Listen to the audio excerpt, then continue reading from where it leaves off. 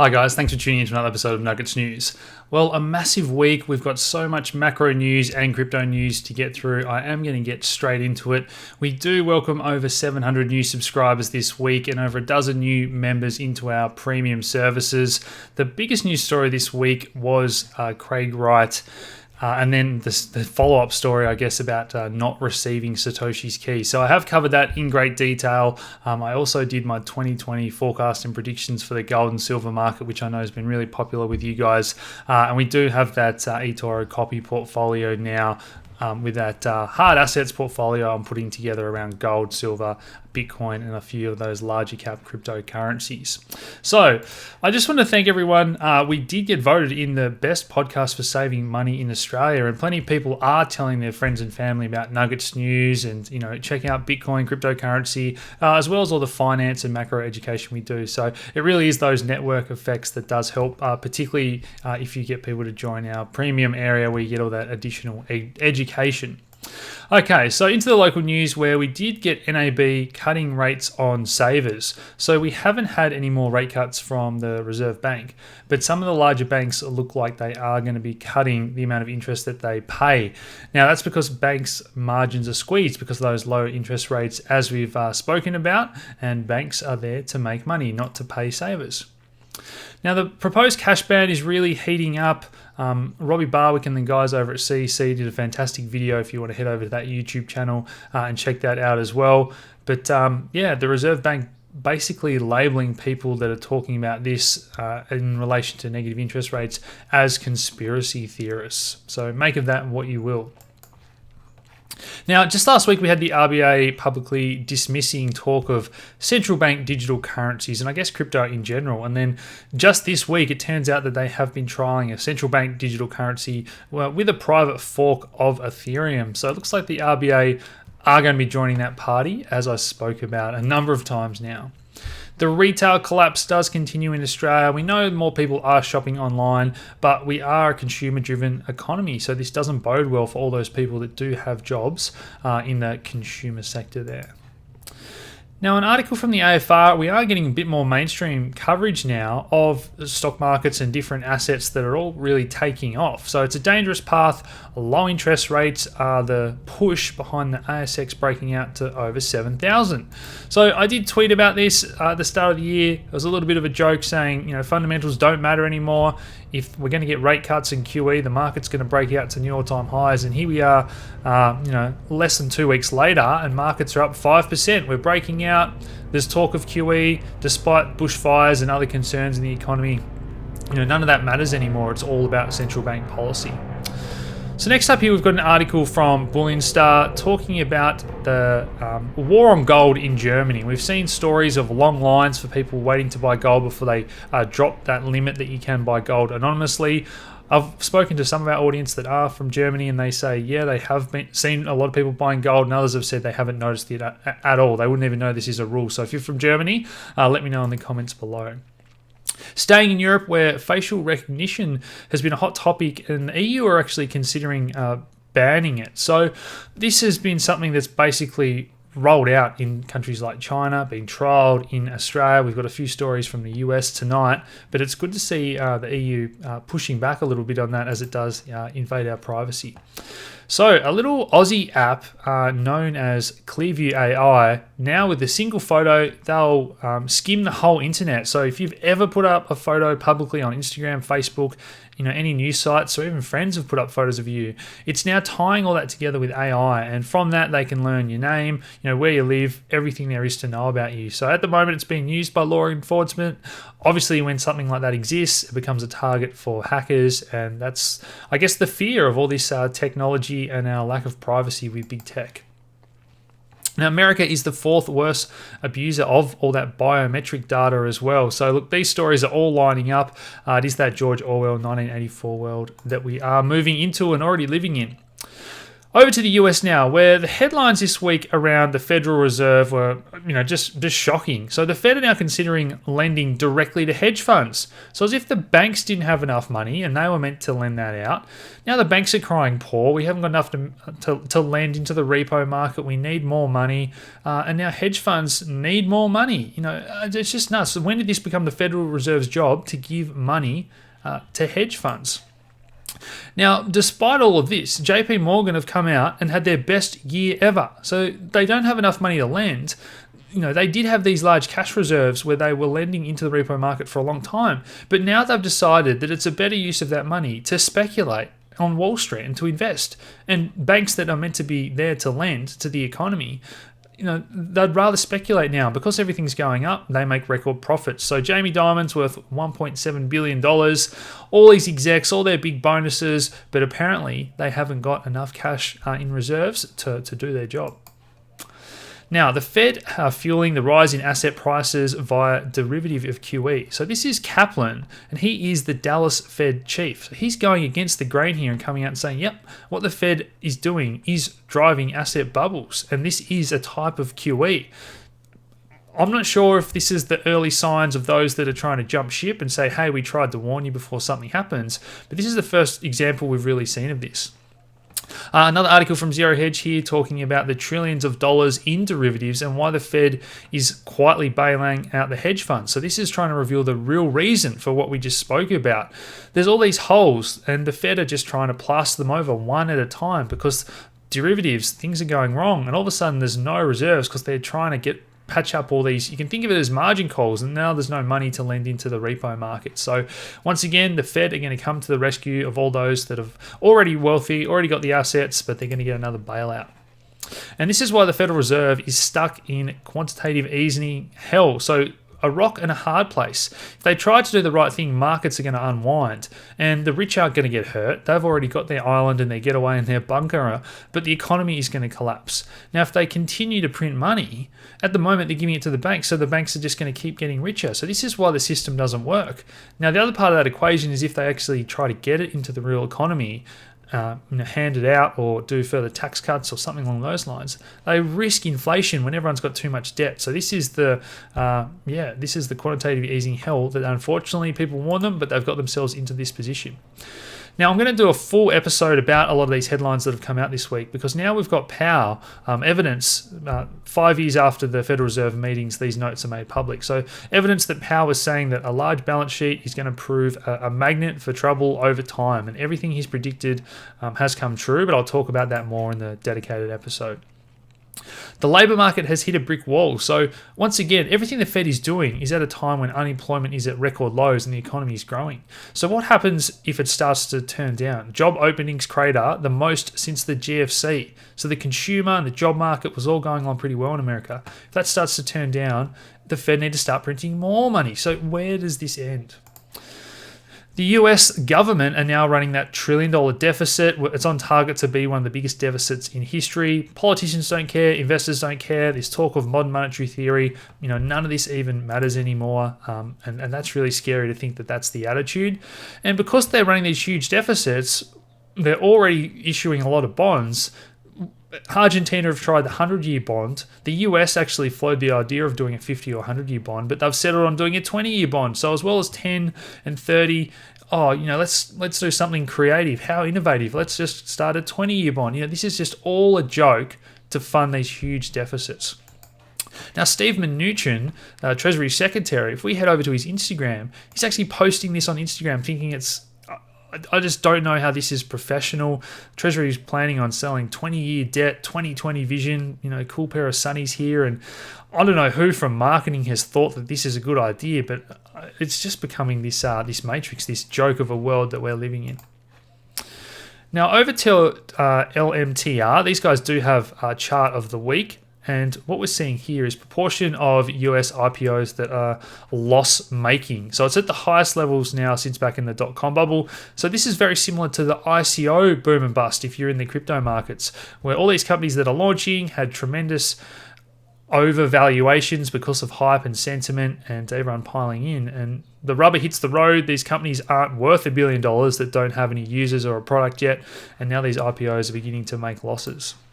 And WeWork is a classic example of this.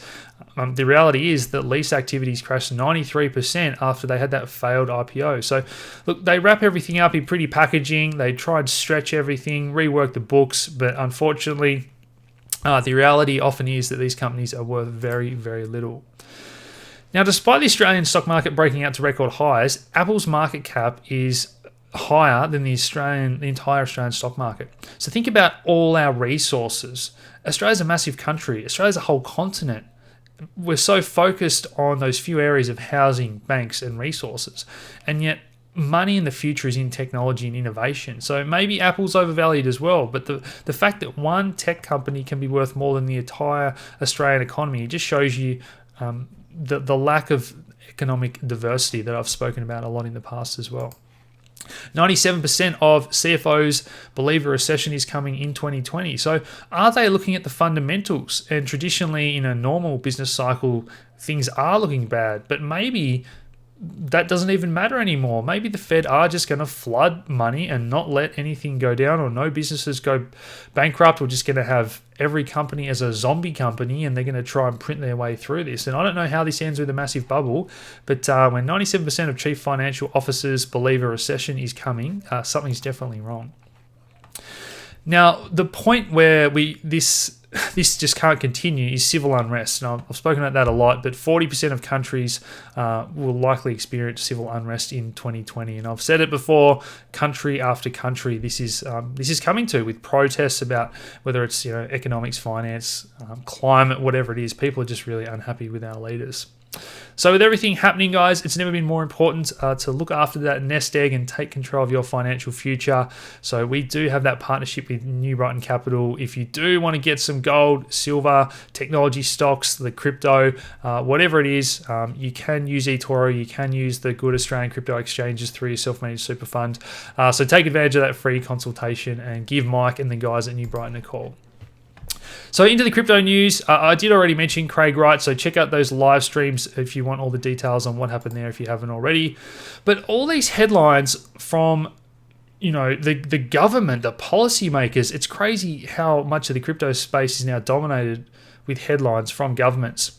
So crypto analytics firm Elliptic are now telling Congress that privacy coins need stricter AML rules. So I don't know how I feel about this as a crypto community member. That isn't privacy coins the whole point of them to be private? So I'm not sure if these guys are acting like dibber-dobbers or what the go is, but let me know what you think of that one below.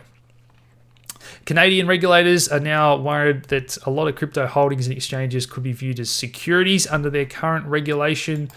We've got Kraken acquiring Australia's longest running crypto exchange. So everyone seems to be Australia's biggest or longest running or something. BitTrade there.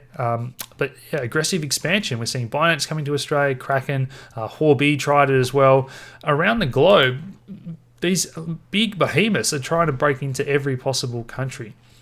Kraken have hired former CoinDesk editor as content to their content department. So a lot of these exchanges, now that they're moving to all these other countries, the next step is to ramp up marketing and get new users, and that's going to bring in the next wave of investors as well. Kraken Futures looking to expand into Russia.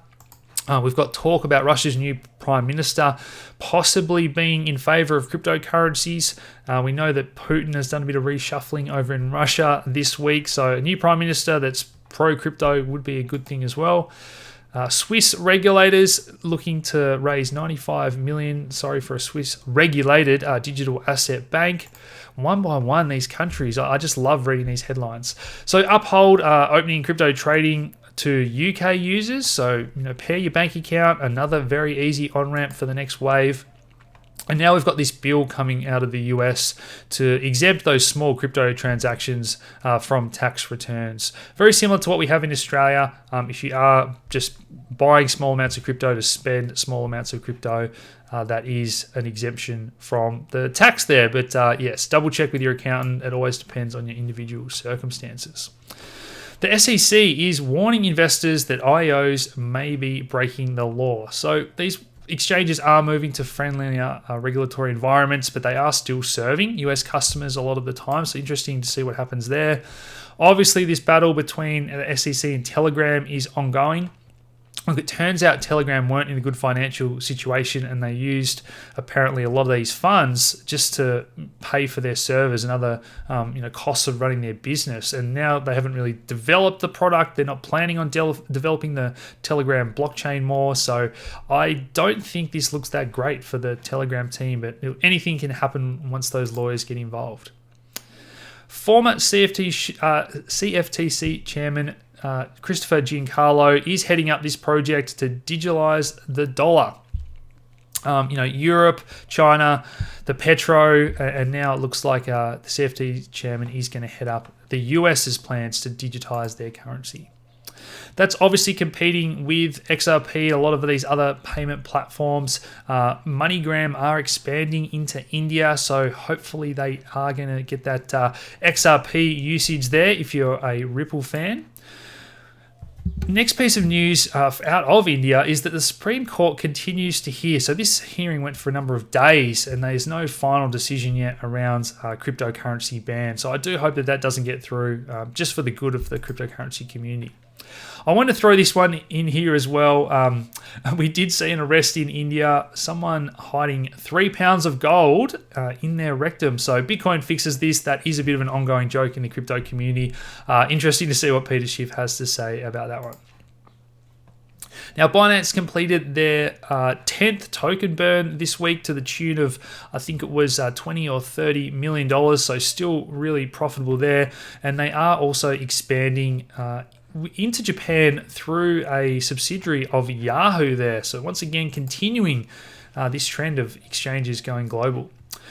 Legendary singer Akon getting the green light to build a crypto city in Africa, one of the countries where I see the biggest opportunity for cryptocurrencies. So he's got his own coin there. Hopefully we do get the Bitcoins and decentralized currencies going in Africa as well. Next up, we've got Civic. So Vinny Lingham, the man behind Civic, did show off this technology where you can send crypto to someone just by scanning their face. So I'm not sure the security implications of all that, but apparently this does replace private keys with their facial recognition in-app technology. We saw Visa acquire Plaid. So this was a $5 billion acquisition. Plaid are in the fintech payment services. They do serve crypto companies as well. So is this Visa making a bigger play into the crypto space? Very competitive now in that crypto payment space. We've seen eToro join the Coinbase-led Crypto Ratings Council, as well as OKCoin. So when we first had our chats with eToro, they were very keen to go into the crypto space in a meaningful way, and these are the types of things that we did discuss with them. eToro are also launching a debit card that they want to hook up to your cryptocurrencies. Obviously, we've got that gold and silver, that copy portfolio, as well as crypto there. So look, I don't use this to trade crypto. I prefer FTX for trading crypto, but in terms of getting access to gold, silver, the GDX, the GDXJ, all those ETFs for commodities and whatnot, that is why I do recommend eToro. And we do have that $100 free Bitcoin and 10% deposit bonus going for a couple more weeks. So the link to that is in the description below. Now, Block One launching the beta version of their social media app Voice, we did find out that even after 2 years and $4 billion, Block One aren't confident enough to launch this on the EOS public blockchain, which has had a lot of issues in the past year or two. So, look, what do you make of this? They're saying that they will launch the final version on the EOS public chain, but I don't see why you couldn't launch a beta version. It just doesn't make sense to me. If anyone can use the EOS chain, it is Block One. I did already mention this, Binance burn. CZ reckons it's not priced in, so maybe trying to pump the BNB token a little bit there. But yeah, look, they continue to be a leader for trading of altcoins. They're adding more leverage for a few of those coins as well. But I still think that the reason they invested in FTX is because they know FTX are actually the better platform for trading a lot of those products and coins. Now, Power Ledger seem to have had constant good announcements for the past 2 years and little price movement, but looks like they've acquired a 250 kilowatt photovoltaic system that's going to utilize the Power Ledger system. So once again, a move in the right direction, and they continue to be covered by the big crypto news agencies, which I think is great. Amici underwent that audit with QuantStamp. So this is a project that I have covered before. QuantStamp do the auditing of all the different smart contract platforms. Some of the biggest projects are now using them, so hopefully they're starting to generate revenue. Amici, that plasma technology, big 12 or 24 months ahead, and hopefully they can be part of a successful Ethereum scaling. Now, last week we reported on the NBA player that was digitizing his contract, and now we've also got news that some of the players are going to be using the Ethereum blockchain to auction off their currencies. So once again, this is an example of the social awareness that is going to bring in the next wave. So going to sports, and other people that have never heard of Ethereum before are seeing their idols and superstars talk about this type of thing. Chrysler selling a stake in one of their buildings, a property in Zurich, as an ERC20 token. So very cool stuff there. We've got Ethereum, the 1x dev. So for those that don't know, Ethereum 1x is what we're going to refer to as the current Ethereum chain once the new Ethereum chain launches, that's called 2.0. So they're focusing on stateless clients. So basically these are a way to run and join the network where you don't have to download the whole blockchain and verify everything. So you can interact with the blockchain with a client that doesn't need to know the full state and full history of the blockchain. So that's what a stateless client is. Ethereum Enterprise Alliance are testing. They have launched a testing ground for blockchain interoperability. We know Polkadot and Cosmos, a lot of others are aiming for this space as well, but we definitely need that interoperability between all the different blockchains. We've got 22,000 validators on the Ethereum 2.0 client testnet. So it looks like a lot of people are going to be keen and a lot of people are going to be staking. This was an awesome article. Look, a little bit of a clickbait title, but the point here is that as DeFi expands, the world of finance is so big, it's no longer measured in millions or billions or even trillions. It's quadrillions of dollars in the world of derivatives and finance. So that is what Ethereum is trying to capture in terms of market share, and the ETH token is economic bandwidth for that blockchain, for that whole ecosystem. Grayscale Investments did report a record-breaking $600 million in 2019, more than 70% of that coming from institutional investors. So like I was saying throughout that bear market, they don't panic, they're patient, and they buy low. Now, one of the coins that they are invested in is Ethereum Classic. It completed its hard fork successfully this week. We did see that being pumped up a fair bit. I did the live video. I thought that was a short, and I know plenty of you did take that, and that's down now 30 or 40% from that blow off top. Adam Back actually downplayed Lightning Network and starts to talk up Liquid. So very interesting about these second layers. Obviously, there's a lot of chatter about, are they centralized? Are they only doing this for their own self-interest? So yeah, Liquid is definitely becoming more of a serious player in the space in terms of second layers and sidechains on Bitcoin, whereas Litecoin was all the rage over the past 12 or 24 months. Overstock CEO, crypto payments are ready for prime time. So I just feel like there's been a bit of a change in sentiment with all these big predictions and big players, NBA getting involved. Very exciting to read these headlines when everyone's positive on the future. Last couple of articles here, we do have a gold token, gold futures now trading on FTX. So you guys know that I love all their products. You can now trade gold there as well, which is awesome. All their different derivatives, all their indexes. They've now launched options as well. So I've got a tutorial coming on this. I know plenty of you want the option to buy Bitcoin for $20,000 after the halving in a year or two. So I'm going to teach you how to do all that. We do have that deal at the moment where you're going to get a double discount on fees. A bit of an exclusive for the Nuggets community, and obviously that tutorial, if you want to learn how to place your orders, place stop losses, use leverage wisely and safely. So check out that FTX tutorial, and a big thanks to those guys for supporting the channel and bringing you this week's technical analysis. All right, so looking at the charts, this is something that has played out almost perfectly. So a couple of weeks ago now, we did talk about this possible inverse head and shoulders playing out on the larger time frame, as well as the smaller scale one that we got played out. And here we are, we're almost here. Amazing to think that markets are behaving this bullishly in such a short period of time when a lot of people were bearish. And more short term this morning, I know a lot of you got this breakout. It was the $9,000 level that we've all been waiting for, and we tested it so many times. This was the chart and the bullish breakout that I did alert our members for. And well done to all of you. I know plenty of you made some big profits shorting Bears Fee and ETC on the FTX exchange this week. So what are we looking at now? We have broken out of this big channel. Look, our cycle brackets picked it and helped that push up. The next down period here on our cycle brackets, if we zoom in, is on the 23rd of January. So look, maybe another day or two. I'd love us to get that really strong weekly close to round out this week and close above that channel. If that happens, maybe we come back down and retest the top of it before taking off. But just remember, once things get going, we don't always get those big opportunities and pullbacks. So don't get too funky.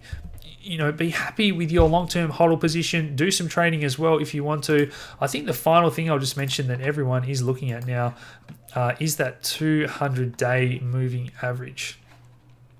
Let's zoom in on the weekly time frame there. So depending on what exchange you're on, and if you're using the simple moving average or the exponential, we're right there at the moment. And we have jumped above it just as we speak, and this morning getting above that 9,000 mark. So that's where we want the close above on the daily, then the weekly. All in all, it's been a pretty positive run. And look, altcoins have had some great movements as well. I think there's a better feeling in the community. So I love the fact that you guys are enjoying crypto again and getting some good trades. So guys, don't forget, on more information on anything we do, head over to nuggetsnews.com.au, smash that like button, subscribe if you haven't already, share these videos around, and I will talk to you again soon. Cheers.